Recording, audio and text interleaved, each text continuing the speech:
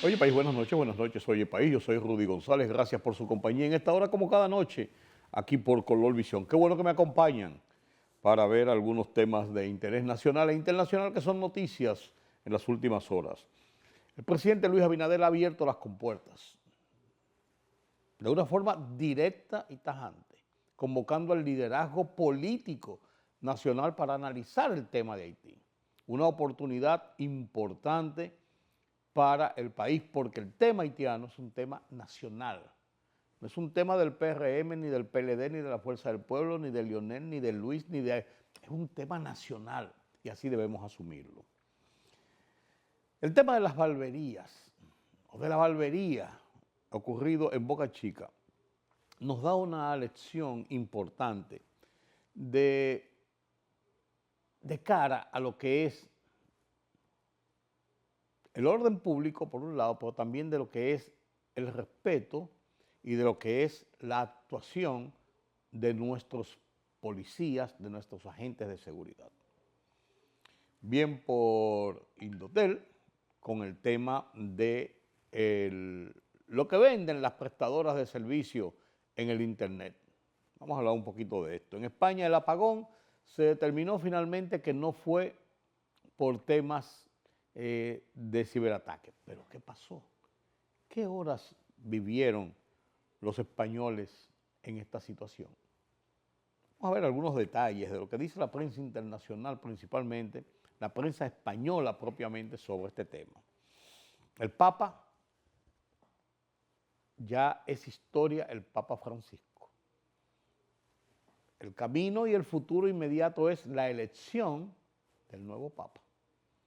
Un tema pendiente en el cónclave vaticano convocado para la semana próxima. Y vamos a conversar hoy con Yatser Román, experto en política internacional, politólogo, estudioso de estos temas, para hacer un repaso rápidamente de la incidencia que tienen, entre otras cosas, en República Dominicana, en el continente y en la geopolítica actual, el resultado de las elecciones en Canadá, lo que está pasando, los 100 días de Donald Trump, Europa, Medio Oriente, Haití. Estos y otros temas lo analizamos con Yatser Román. Todo después de la pausa. El diputado Gustavo Sánchez reveló que el partido Fuerza del Pueblo y el Partido de la Liberación Dominicana harán mañana una conferencia de prensa donde llevarán una iniciativa para interpelar a la ministra de Interior y Policía, Farideh Raful, en la Cámara de Diputados. Como Farideh permite que se violente una ley para tratar de hacer cumplir una ley, añadió el legislador. El gobierno espera recibir en las próximas semanas o en los próximos meses una respuesta de las autoridades estadounidenses a quienes propuso oficialmente la semana pasada eliminar el arancel del 10% que le impuso la administración de Donald Trump. El canciller Roberto Álvarez manifestó que durante su reunión con el representante comercial de Estados Unidos, Jamieson Greer, en la que participaron otros 2 ministros dominicanos, este indicó que República Dominicana es uno de los países que mejor se comporta. Por primera vez llega a República Dominicana el crucero Norwegian Aqua de la empresa Norwegian Cruise Line, según indicó la autoridad portuaria dominicana Apordón. La entidad informó que el crucero arribará este jueves 1 de mayo por el puerto Taino Bay de la provincia de Puerto Plata, siendo parte del itinerario de cruceros que llegarán por distintas terminales del país en todo el mes de mayo. Además, calificó como importante que está agendado para el lunes 12 de mayo el segundo arribo por el puerto Taino Bay del crucero MSC World America de la empresa MSC Cruise.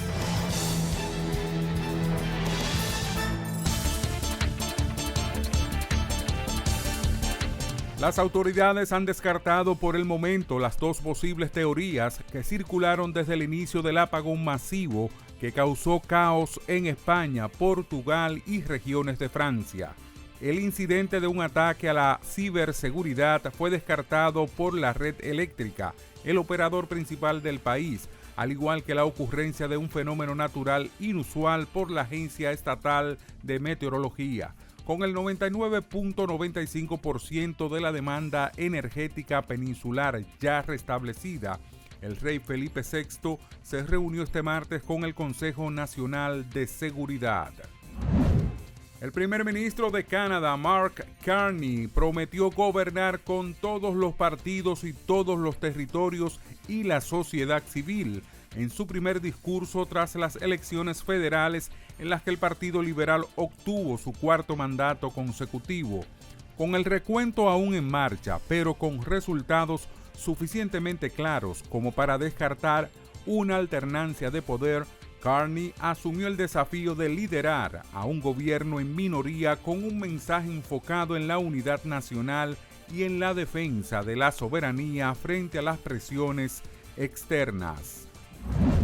Las pandillas siguen dando muestra de poder en Haití tras convocar a una huelga que hoy entra en su segunda jornada, dejando paralizada la comuna de Carrefour, ubicada en el área metropolitana de Puerto Príncipe.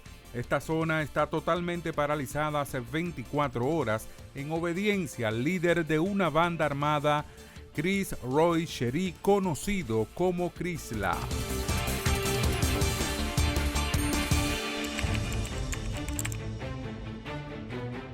Periodismo de investigación, columnas, opinión, análisis, reportajes de fondo. Hora por hora, una completa plataforma multimedia. Periodismo con valor. Noticias horaporhora.com.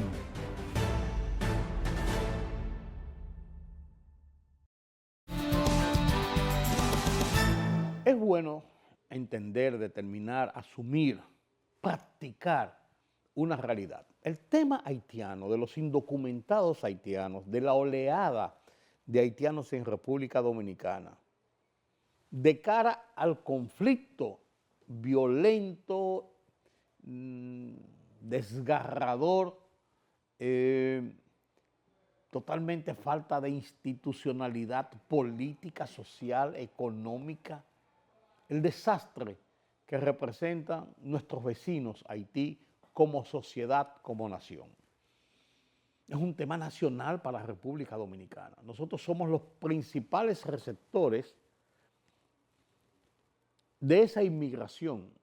Es la frontera terrestre, el único lugar que los haitianos tienen como punto de referencia para buscar refugio, para lograr sobrevivir en muchos casos. Pero nosotros tenemos un límite, vamos a llamarlo de esa forma, que podemos enfrentar para seguir dando la ayuda que siempre hemos brindado al pueblo haitiano. Pero ya esto se ha desbordado. ¿Cuántos hay en República Dominicana? No sabemos. El 34% de las parturientas que van a los hospitales dominicanos son haitianas. El 60-70% de la mano de obra en la construcción, en agricultura, en muchísimas áreas vitales de la vida cotidiana de República Dominicana es haitiana. Son fuentes de consumo de todos los servicios y de los insumos de República Dominicana. Nosotros no tenemos esa capacidad y hemos tolerado todo lo posible. Pero llega un punto donde la realidad se impone y esa realidad es esa masiva inmigración que tenemos de haitianos en República Dominicana. A quienes por demás el sentido de humanidad de todos y cada uno de los dominicanos, del gobierno, de las autoridades, gobierno y gobernados, el sentido de respeto a los derechos y a las precariedades que sufre una familia, una mujer, un hombre, un anciano, un niño de nacionalidad haitiana, en el caso de República Dominicana, debe estar por encima de todas las cosas.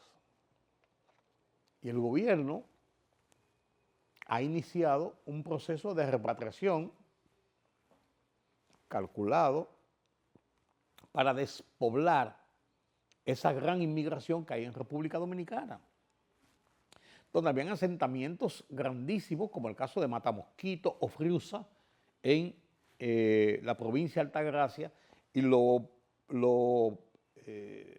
nombro por lo popular que se hicieron en los últimos días, por las manifestaciones que se hicieron en esa zona. Este proceso de repatriación masiva siempre será traumático en cualquier país.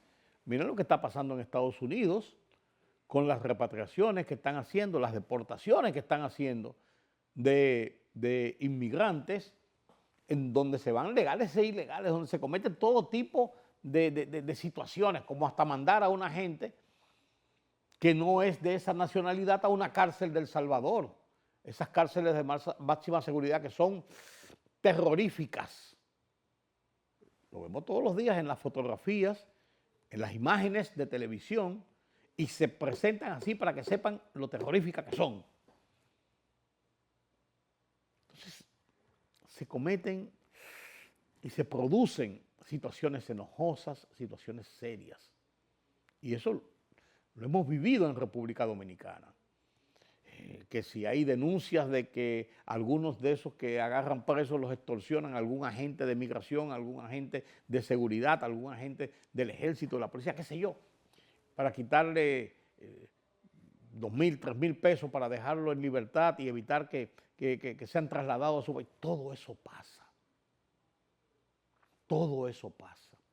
Sin embargo, no cabe dudas de que el gobierno dominicano, de que la imagen que ha presentado el presidente Luis Abinader y que ha desarrollado, trata de ser lo más humana posible. Bueno, ahora mismo acaban de entregar 25 unidades motorizadas, unos transportes especiales que tienen desde aire acondicionado hasta baño adentro y asientos para sentarse cómodos, autobuses, para tratar de hacer los transportes de los indocumentados, arrestados, que van a ser repatriados en una forma digna de ser llevados hasta un punto fronterizo que les permiten, en los centros de detención como el de Jaina, ¿a qué frontera usted quiere ir? A la de Jimaní, a la de Elías Piña, a la de Dajabón, para que cuando lleguen a la frontera y crucen a su país, estén más o menos dentro de una zona que para ellos les resulte menos hostil o más amigable o más familiar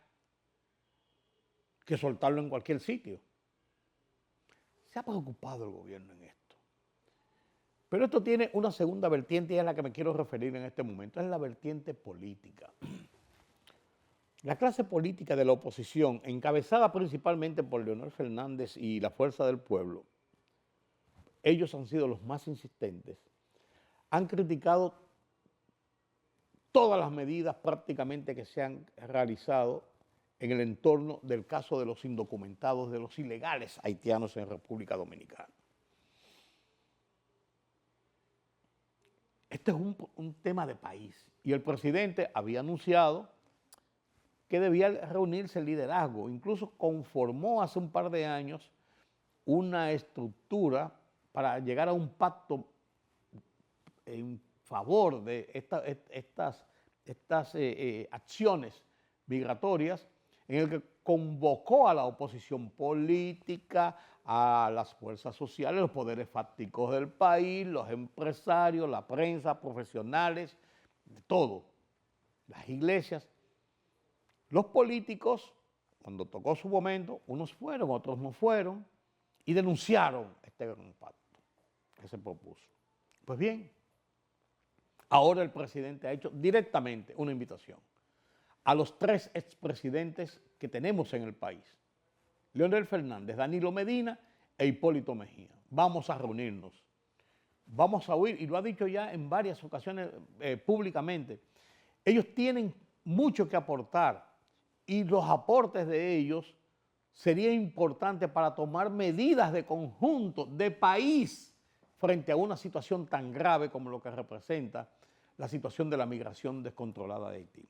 Y dijo, tenemos una situación en Haití sin precedentes, dijo el presidente Luis Abinader, sin precedentes históricos. Por lo tanto, Eso enfrenta retos sin precedentes a la República Dominicana.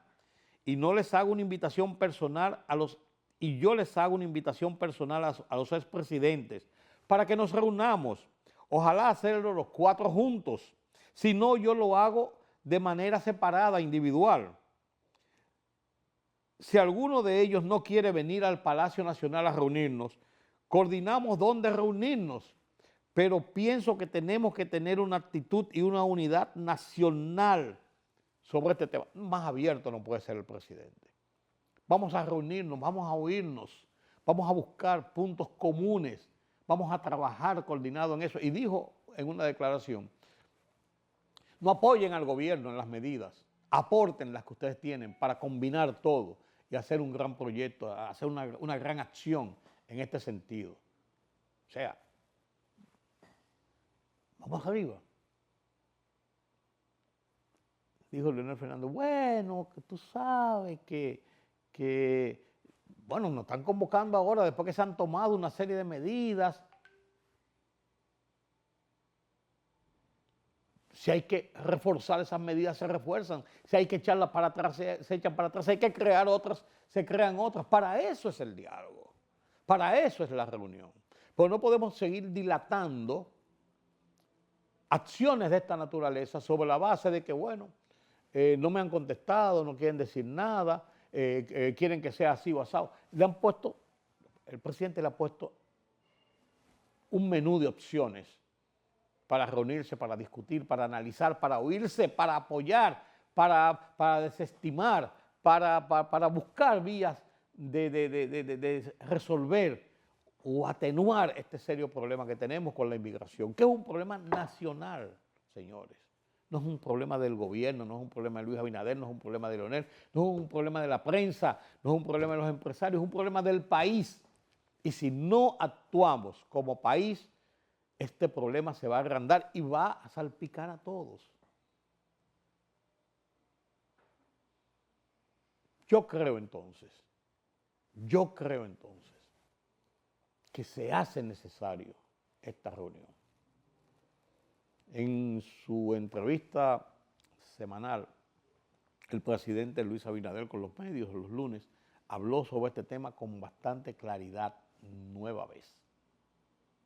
Yo les digo ahora, y especialmente a los expresidentes, además de la invitación que le hemos hecho, como le mandó el presidente del partido y ministro de la presidencia, José Ignacio Paliza, le mandó la invitación a los partidos políticos, pero yo le hago ahora personalmente una invitación a los expresidentes.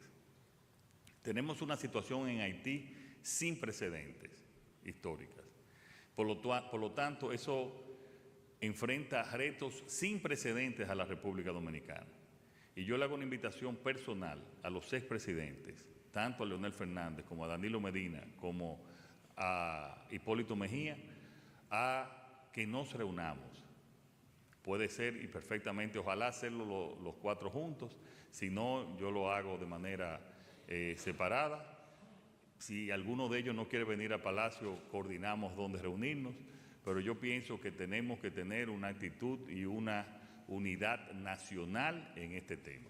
Reitero, les voy a mandar en los próximos días, en esta misma semana, una carta para reunirnos los 13 presidentes y nosotros, para hablar y que ellos puedan contribuir, como lo pueden hacer, a la situación sin precedentes que tiene la República de Haití y, repito, que nos cree entonces retos sin precedentes a la República Dominicana.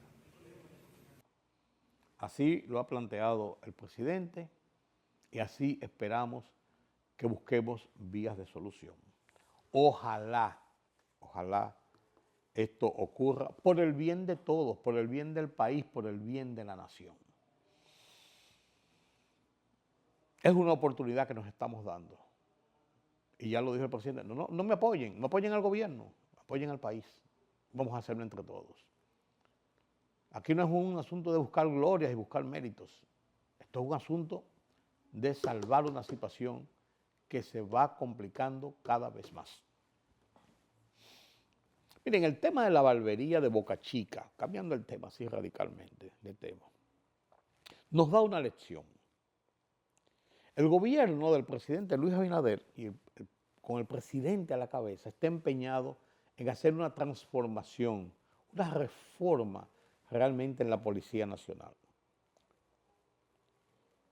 Pero esta reforma no se logra con aumentarle los salarios, con ponerle uniformes bonitos y con hacer seminarios e instruirlos a los policías para que sepan lidiar con la gente en la calle cuando tengan una situación de conflicto para imponer el orden.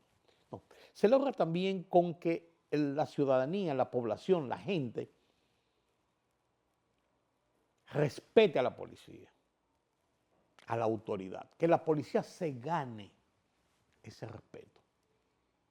Necesario que esto ocurra. Si esto no ocurre, la policía respetando a la población y la población respetando a la policía, un respeto mutuo que se debe ganar,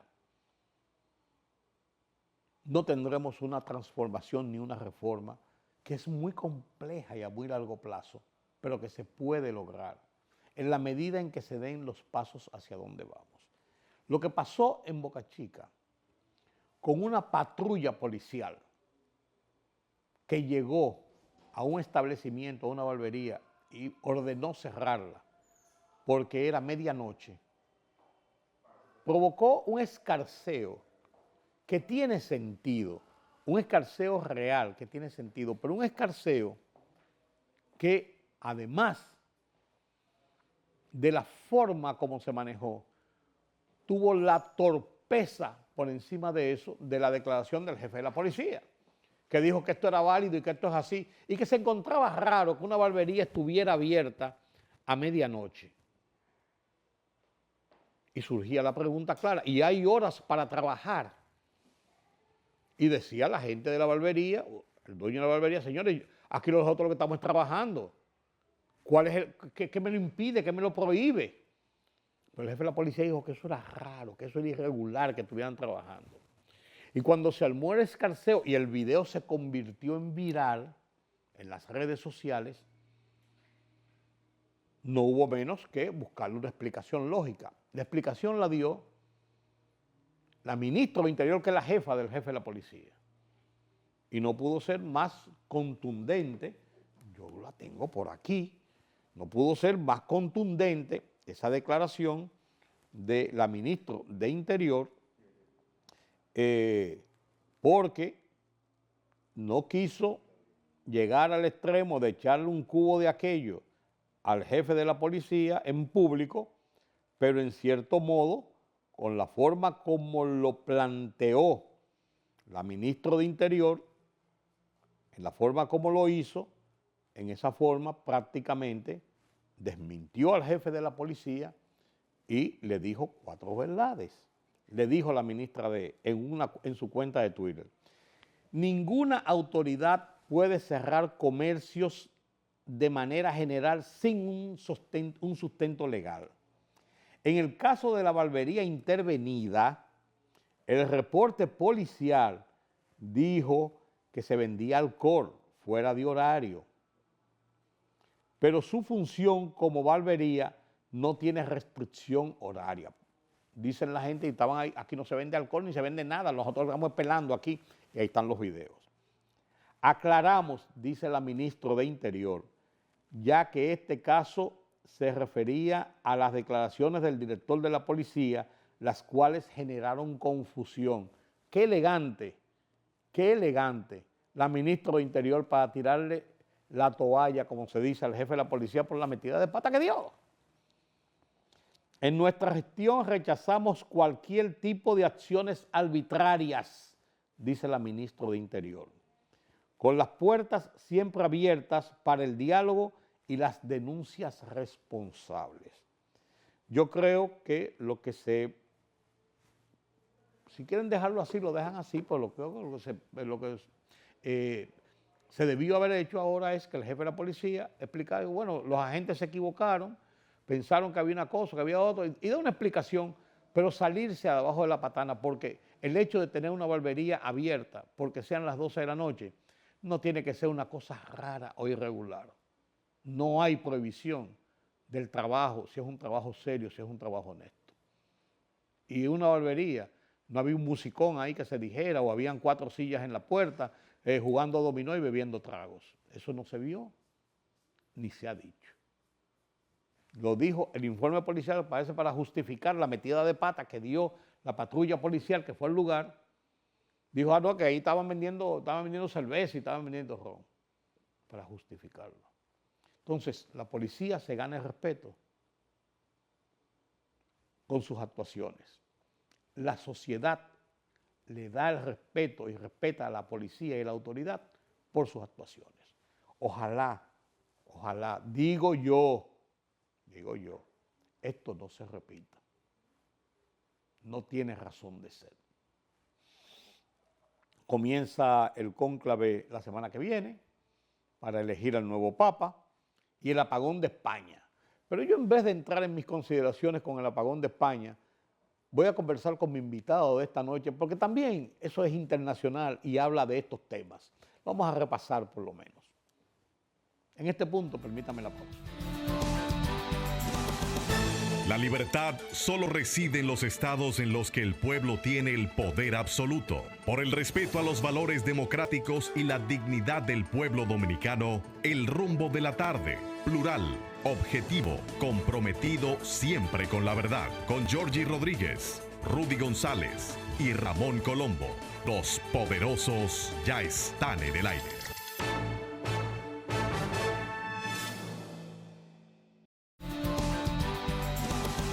Gracias por continuar con nosotros aquí en Oye País. El tema internacional importante, la República Dominicana tiene mucha incidencia o tiene muchas referencias o tiene muchas consecuencias de lo que ocurre en el mundo. Ya no es como antes, eso está muy lejos, eso por allá, a mí no me importa, todo está interconectado y todo tiene una relación económico, político, social. En este caso hay una serie de episodios que se están dando en el mundo y son importantes para la República Dominicana. Mi invitado, que no es un invitado, es un amigo y además de eso una persona con la que tenemos una relación periodística, diría yo, y una relación de combinar episodios y de hablar de episodios que ocurren porque él es un estudioso de los temas internacionales, algo que me gusta a mí. Yo no me comparo con él porque él está día y noche en esto. Yatser Román no necesita más presentación. Gracias, Yatser, por acompañarme. Hay varios temas en este momento. 3 puntos importantes que están en el mundo. 1, las elecciones de Canadá. ¿En qué incide para la República Dominicana? 100 días de Donald Trump. ¿Qué va a pasar con el Papa? Claro. ¿Y qué va a pasar con Haití? Podríamos analizar. Comencemos por las elecciones de Canadá. ¿Qué incidencia tiene esas elecciones en República Dominicana?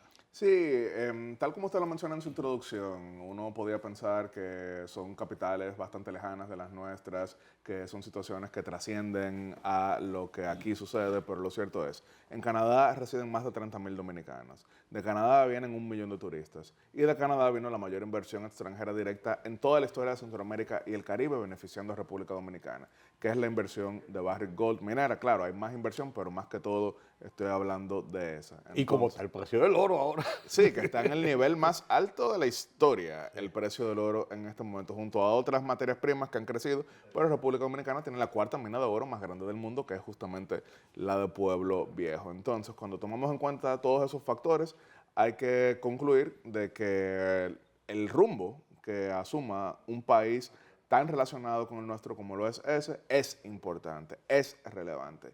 ¿Y qué pasó en esta semana?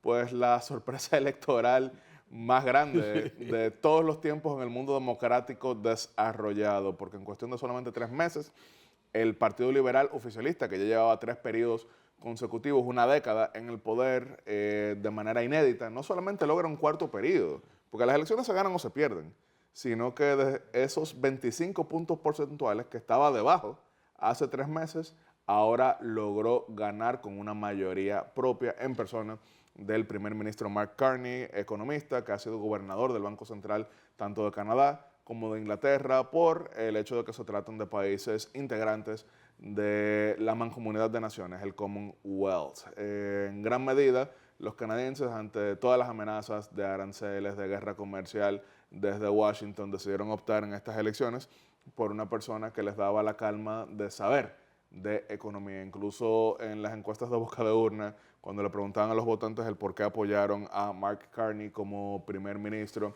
entonces hablaban en un 45% que por su experiencia como gobernador del Banco Central. Quiero sí explicarlo. Es un Pero sin embargo, del desastre de Justin Trudeau, como terminó, Claro. no se podía pensar que podía repetir el Partido Liberal. Pero le ayudó el hecho de que Carney nunca había sido ministro de Trudeau, nunca había sido dirigente de Trudeau, nunca había sido ni siquiera diputado, sino que se trataba de un economista que había servido en gobierno conservador, porque él fue gobernador del Banco Central de mi querido amigo Stephen Harper, ex primer ministro canadiense, y eso le dio un nivel de plausible... Como independencia Sí. de esa administración. de plausible independencia, Sí. porque nunca fue funcionario de Trudeau, por más que él le suplicó prácticamente que asumiera como su ministro de Hacienda o su ministro de Economía en algún momento, pero él nunca quiso, sino que terminó siendo su sucesor como primer ministro. Logró atraer votantes de la derecha, del centro y de la propia izquierda, al punto de que el partido tradicional de la izquierda canadiense, que es el Partido Nuevo Democrático, cae de un 15% solamente 6 puntos porcentuales. Logró ampliar su coalición independientemente de que el Partido Conservador logra su mayor votación en 11 elecciones, pero no lo suficiente para obtener el gobierno. Porque Canadá, que es un gobierno parlamentario, los diputados se eligen por distritos uninominales. Entonces, hay lo que se llama voto excedente, que es cuando tú logras una buena cantidad de diputados, pero esos diputados sacan tantos votos que no necesariamente el voto popular significa que logres más curules, porque vamos a ponerlo de la siguiente manera. El Partido Liberal quedó con 43 puntos porcentuales y el Conservador con 42. Sin embargo, pegadito en lo popular, pero el Partido Liberal quedó con 18 diputados más, porque los conservadores concentraron su votación más que todo en las provincias petroleras industriales, mientras que en lo que es el Gran Ontario, pero también en gran medida Quebec francoparlante y Columbia Británica, que es donde se encuentra la gran ciudad de Vancouver, ahí ganaron los liberales. Para ponerlo un poco en contexto, aunque estamos hablando de Partido Conservador y Partido Liberal, no es que uno es de derecha y otro es de izquierda. Sí. Uno es centro-derecha y el otro es centro. Es un partido centrista y por eso, por ejemplo, las políticas de Mark Carney son indistinguibles de un tradicional centro-derechista. Él está hablando de recortar impuestos, de mayor inversión en infraestructura y de mayor comercio internacional. Y que la gente se lo cree por la experiencia que tiene Claro.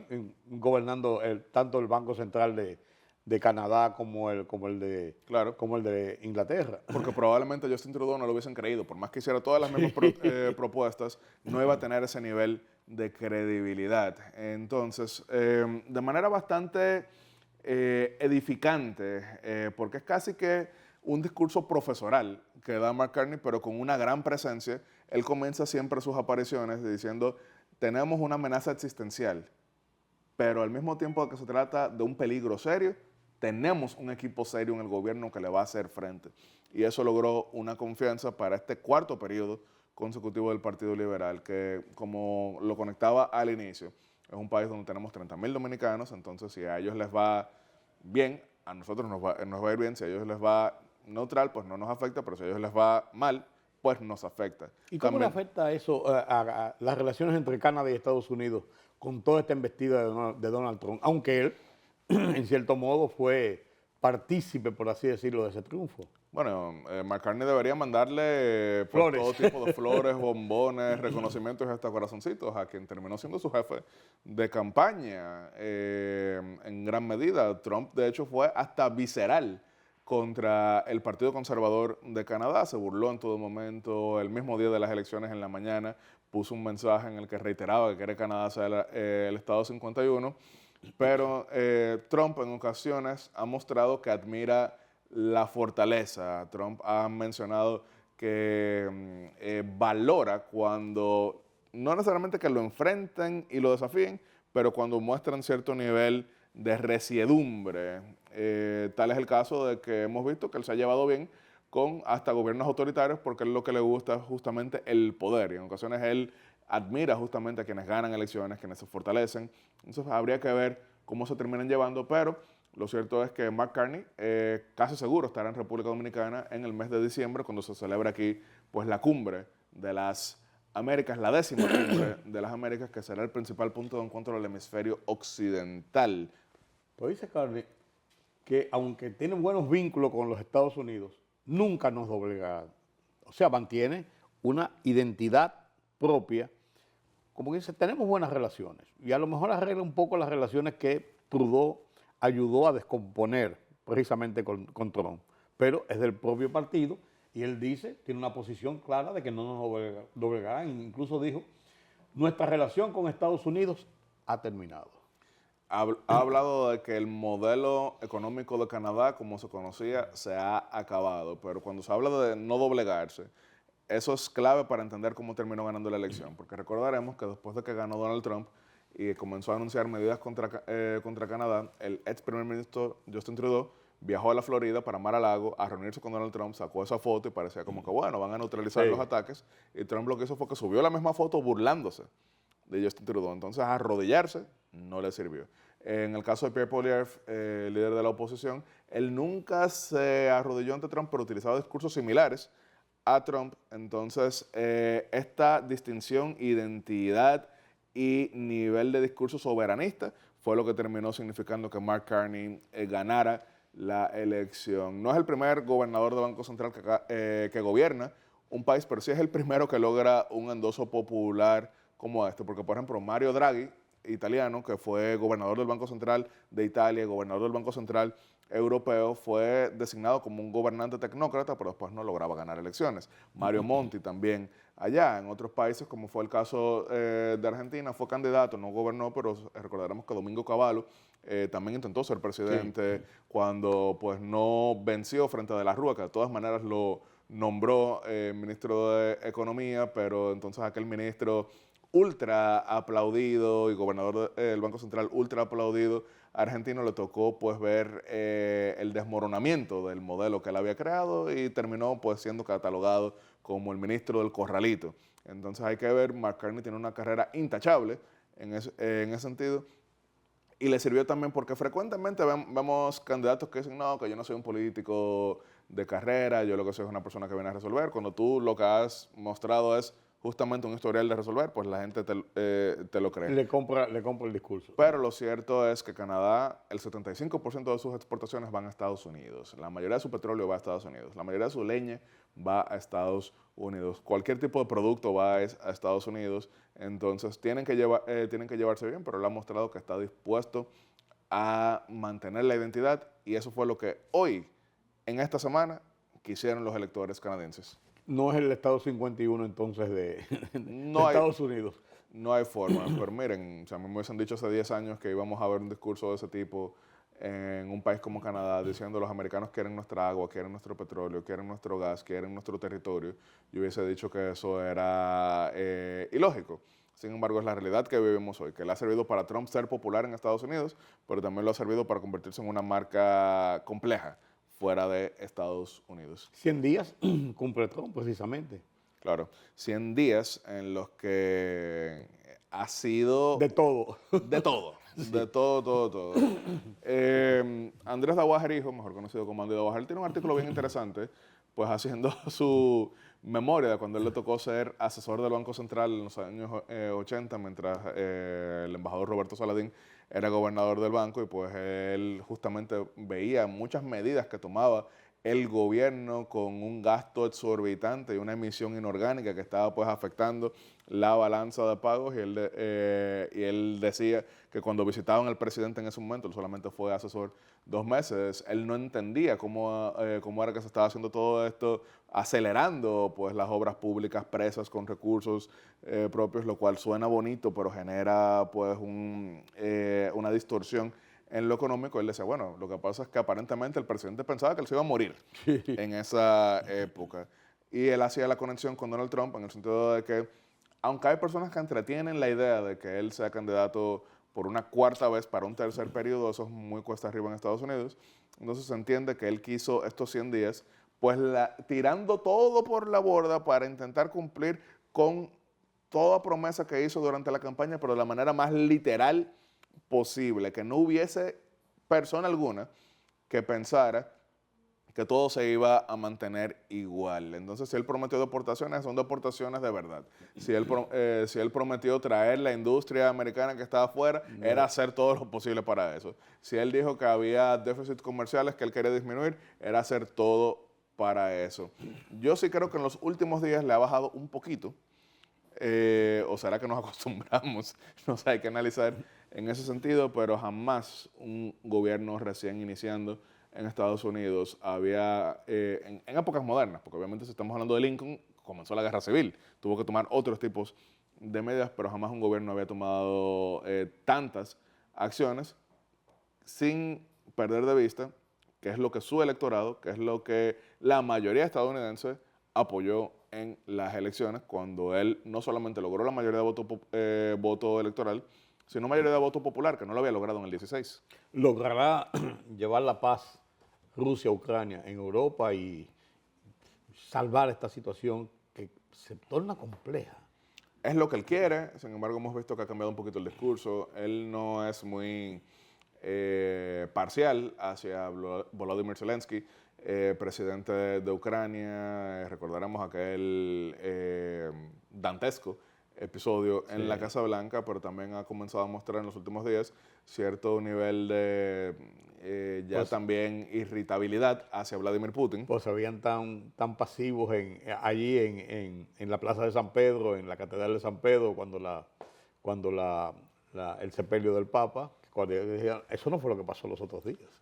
No, claro, también ahí no era en vivo, no había ese tipo de cámaras, pero también, ante todo, Trump quiere resultados. Volviendo a casarlo con lo que mencionaba el presidente dominicano, que en los 80 pensaba que se iba a morir, y este presidente que no tiene 8 años consecutivos, o sea, sería salir en el 28, no quiero decir sí o sí, porque obviamente hay opiniones constitucionales, pero no creo que ninguna de ellas prospere. Entonces él lo que quiere es resultados. Y si él prometió que iba a haber paz con Rusia y Ucrania, en el momento en que él vea que alguno de los actores le está torpedeando eso, él va a actuar, y por eso pues emitió las declaraciones en las que hablaba de redoblar las sanciones a Rusia, un país que está destrozado económicamente hablando, pero un país que desde luego quiere volver a entrar en el concierto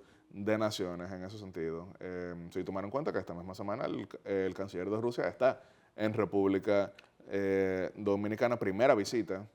Pero no tiene mucho China que incidir o incide en esto para mantener su supremacía de cara a Occidente, a Estados Unidos, si Rusia sale un poquito del juego. Sí, claro. China ahora mismo, obviamente hay muchos países que tienen el temor de qué hacer con China ante pues, las amenazas tan fuertes de Estados Unidos, pero hay que verlo de la siguiente manera. Rusia ha quebrado por la guerra. Estados Unidos, incertidumbre. China se convierte entonces en un socio que algunos pensarán, bueno, es más confiable, porque por ejemplo yo voy a Washington el lunes y yo no sé qué va a pasar el viernes. Yo voy a Rusia el martes y no sé qué va a pasar el sábado. Pero yo voy a China en el 2025 y yo sé qué va a haber en el 2055. Entonces, con eso no quiero de ninguna manera endosar el modelo chino, pero es justamente un contexto en el que incluso varias democracias están pensando en pues ciertas fallas, ciertas grietas democráticas. Para Centroamérica y el Caribe, y este es el caso de República Dominicana, China no representa lo mismo que para los países de Sudamérica, porque nosotros no producimos alimentos a gran escala ni producimos minerales a gran escala de los que les interesan a China. O sea, obviamente producimos oro en gran escala que nos lo compra India, China también compra en gran medida, pero no es ese intercambio que tienen, por ejemplo, los países productores de carne, en gran medida. No es lo que tienen, por ejemplo, los países productores de soja, la soya. Usted en la audiencia quizá no tiene que ser el mayor experto geopolítico para saber que el mayor consumidor de soya en el planeta Tierra es China. Entonces, si tú produces soya, obviamente China le va a interesar en ese orden. Así que para nosotros no es la misma relación. Es una relación en República Dominicana de interés geopolítico más que económico, porque es un país que tiene un derecho a veto en la Organización de las Naciones Unidas, donde frecuentemente República Dominicana tiene que llevar la situación de crisis de Haití. Entonces, son relacionamientos distintos en comparación con el caso de Argentina, que Milei, por ejemplo, mientras estaba en oposición, fustigaba a China, pero llega al gobierno y sabe, estos son grandes compradores de mis productos. Esta es la realidad. Esa es la realidad.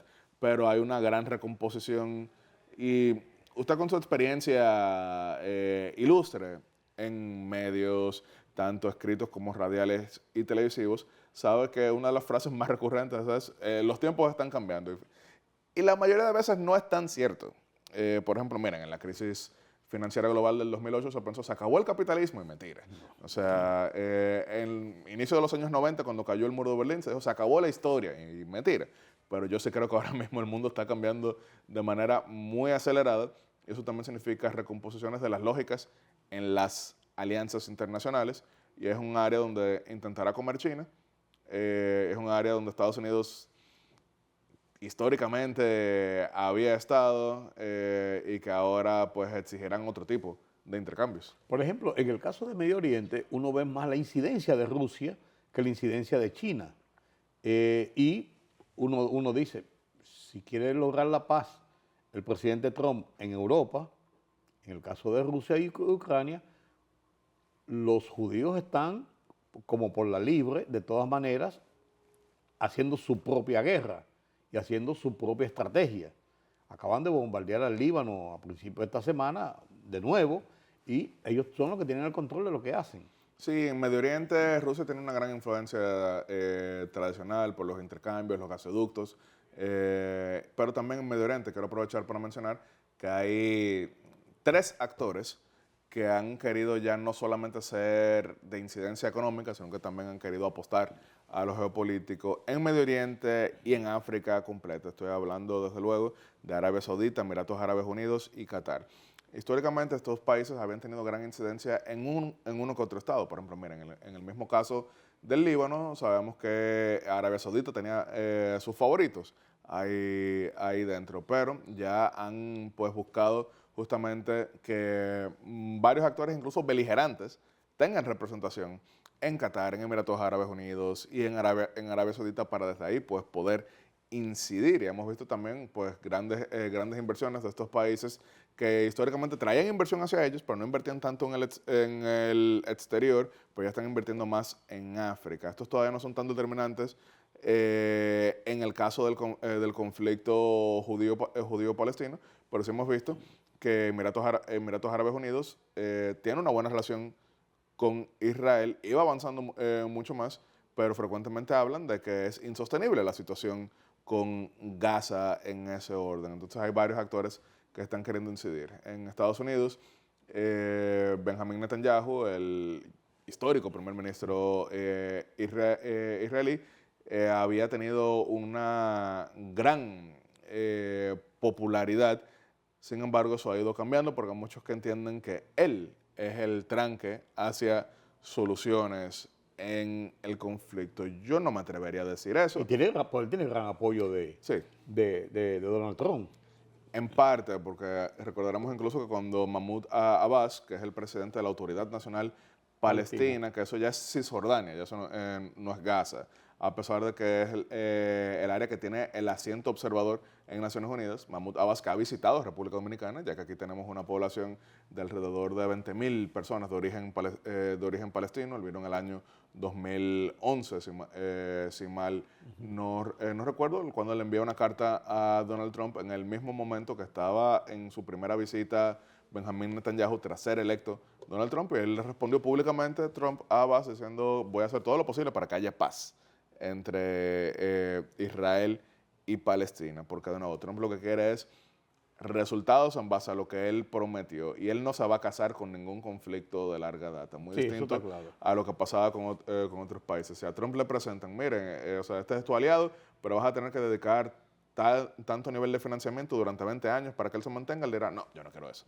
Es lo que él ha mostrado, es lo que le ha servido, y es lo que ha significado pues el desmonte del sector neoconservador americano. Ya ese discurso hoy no tiene popularidad, o sea, no hay quien ahora mismo pueda ganar unas elecciones en Estados Unidos hablando de que van a gastar en llevar paz, democracia y libertad a otros países con el presupuesto. Ahora, el que diga se van a acabar las guerras porque a mí me van a tener miedo, pues eso es lo que ha hecho Donald Trump.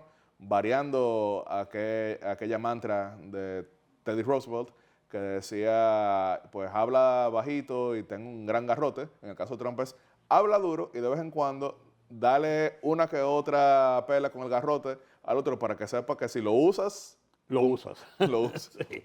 No me gustaría terminar esta conversación contigo sin ver el tema Haití. Haití cumple un año prácticamente todo el proceso del gobierno provisional, cambiaron a Dominique Dupois, que es la conflictiva, por así decirlo, frente a República Dominicana en relaciones exteriores, pero no se ve un avance importante, primero en la crisis interna, ni en el estado de las relaciones con República Dominicana. El presidente Luis Abinader tiene una decisión clara y no la oculta y lo ha dicho, de enfrentar ese problema de cara a la seguridad de República Dominicana. Y ahora ha pedido incluso una reunión con el liderazgo político, de una forma pública, diciendo, nos reunimos en Palacio, nos reunimos juntos, nos reunimos solos, digan ustedes lo que quieren, no apoyen al gobierno, pero aporten. O sea, hay un interés del gobierno dominicano en ese sentido, no se ve lo mismo desde el gobierno de Haití. ¿Qué pasa en ese, yo diría, hasta Torre de Babel en ocasiones, de ese consejo presidencial y de la actitud hacia República Dominicana? En medio de la crisis de violencia. Sí, la mejor descripción posible es la que usted acaba de utilizar con relación al libro de Génesis, que es la Torre de Babel, donde tienen una gran cantidad de personas hablando que no tienen el mismo idioma, no tienen la misma meta, no tienen el mismo norte. No hay resultados en Haití, no hay avances reales en Haití. El modelo de pacificación que se utilizó, que es el Consejo de Naciones Amigas, encabezado por Kenia, pues depende del financiamiento que se le dé externamente, ya que al no ser una misión de Naciones Unidas, pues no está dentro del presupuesto de Naciones Unidas y eso ha afectado bastante. Incluso el año pasado llegaron los efectivos extranjeros y el año pasado Haití tuvo la mayor cantidad de muertes violentas en toda su historia. Muertes violentas, obviamente no estamos hablando de terremotos y demás. Haití tuvo 44 muertes violentas por cada 100,000 personas el año pasado, 5,000 muertes violentas. Entonces no hay avances y eso se convierte en cada vez más una amenaza para República Dominicana. Y con esto no quiero de ninguna manera hacer parecer de que hay un interés alarmista, pero si tenemos al lado un Estado en esas condiciones, lo lógico es que eso pudiera afectarnos. Miren, por ejemplo, en Centroamérica, todo lo que comenzó a pasar con los cárteles de narcotráfico mexicanos, cómo se fueron trasladando. Aquí hay un Estado, aquí hay Fuerzas Armadas, aquí hay realmente una sociedad que le haga frente, pero no podemos pensar de que si hay un infierno al lado, pues no quiero decir, esto va a ser la gloria. Esto va a ser la gloria, pase lo que pase. Sí. Por eso yo sí endoso, apoyo, motivo, todo lo que tenga que ver con que se establezca una posición país. Esto es muy difícil de lograr, pero yo sí creo que tenemos que sacar el tema haitiano de lo proselitista. Yo no lo estoy diciendo hoy, o sea, pueden encontrar declaraciones mías a lo largo de los años, porque puede haber diferencias en forma, pero en el momento en que yo crea que puedo ganar puntos políticos proselitistas con este tema, pues entonces siembro más odio. Y cuando siembro más odio, lo que hago es que entonces el piso va subiendo, entonces lo que antes parecía una posición extremista se convierte en la norma. Eso es algo que a mí me preocupa y por eso sí espero que no solamente oficialismo, oposición, que partido A, partido B, partido C o partido D, sino que sociedad entiendan que juntos tenemos que defender el país, proteger nuestro territorio, pero también al mismo tiempo defender la dignidad. ¿A qué me refiero con defender la dignidad? Haití es una de las mayores amenazas contra la República Dominicana, por eso no quiere decir que todos los haitianos son una amenaza para la República Dominicana, porque a mí, por ejemplo, me preocupa en ocasiones cuando veo gente maldiciendo a un haitiano que está legal aquí porque está rentando un apartamento al lado tuyo. Es una persona que tiene su visa, que tiene su carnet, que tiene todo en orden y tú lo estás tratando como que es parte del problema mayúsculo, porque eso es lo que pasa cuando la exasperación se apodera de la gente. Entonces, por eso yo sí creo que mientras superemos el discurso demagógico, venga de donde venga, y nos enfoquemos en las medidas, vengan de donde vengan, pues avanzaremos. Y tengo esperanza. Bueno, tenemos esperanza todos. Y las cartas están sobre la mesa, claro, por así decirlo. Gracias, Yacel. Qué placer gracias de nuevo conversar contigo. Gracias a ustedes por acompañarme en este conversatorio sin desperdicio con Yacel Román, yo no diría que un habitué de Oye País, pero siempre está disponible cuando le solicitamos hacer estos análisis para conocimiento de ustedes y mío principalmente sobre, lo confieso y lo digo con orgullo y respeto, sobre los temas internacionales que él maneja muy bien. Gracias de nuevo. Pasen un feliz resto de la noche. Yo soy Rudy González. Nos vemos mañana.